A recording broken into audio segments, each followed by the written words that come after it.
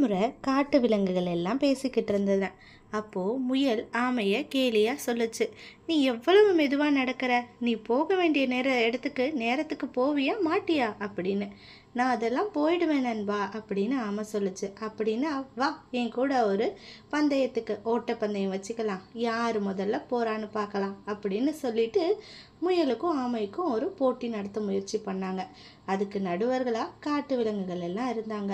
முயல் வேகமாக போக வேண்டிய இடத்த போயிட்டு இப்படியும் அப்படியுமா குதிச்சு வேகமாக போயிடுச்சு.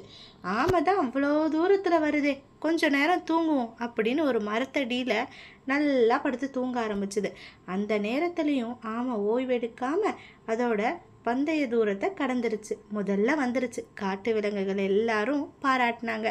முயலுக்கு ரொம்பவும் கஷ்டமாக போச்சு, அசிங்கமாக போயிடுச்சு. தன்னுடைய ஆமை நண்பன் கிட்ட மன்னிப்பும் கேட்டுச்சு.